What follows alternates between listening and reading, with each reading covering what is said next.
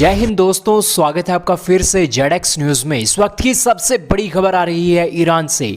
दोस्तों, ऐसा लगने लगा है कि ईरान से तेल लेना भारत के लिए अब एक सपने जैसा ही होने वाला है,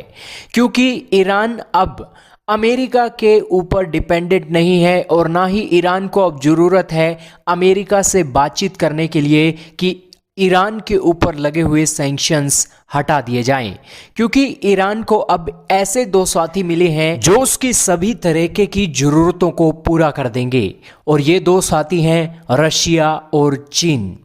दोस्तों, चीनी विदेश मंत्री ने ईरान के अंदर दौरा किया है और इस दौरे के अंदर 25 सालों के लिए कम रेटों पर ईरान से तेल लेने के लिए करार हो गया है। और इससे भी बड़ी बात ये निकल रही है कि ईरान को जो भी इलेक्ट्रॉनिक्स का साजो सामान चाहिए, जितना भी ट्रेड करना है, जितने भी साजो सामान वो दुनिया के दूसरे देशों से खरीदता था, वो सभी साजो सामान चाइना से वो खरीद सकता है। आज दुनिया की ऐसी कौन सी चीज़ है जो चाइना के अंदर नहीं है, रशिया के अंदर नहीं है? आप हमें कमेंट करके बताइए।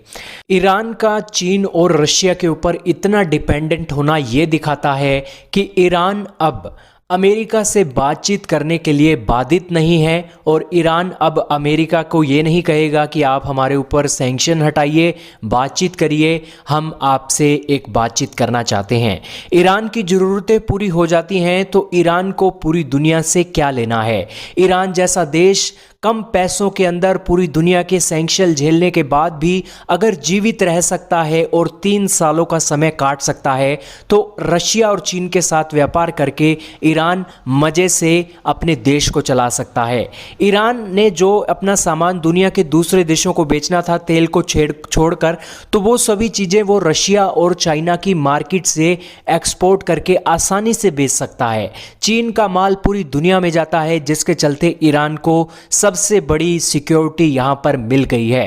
तो दोस्तों, अब बात करते हैं भारत के लिए क्या खतरा है। भारत के लिए सबसे बड़ा खतरा यह है कि अगर अमेरिकी सैंक्शंस ईरान के ऊपर नहीं हटते हैं तो भारत, जो सऊदी अरब से भी रिश्ते अपने कमज़ोर करके बैठा है और ये सोचे बैठा है कि आने वाले दशकों में हमारा जो चावल, चाय और चीनी का जो व्यापार है उसके बदले में हम तेल खरीद लिया करेंगे, वो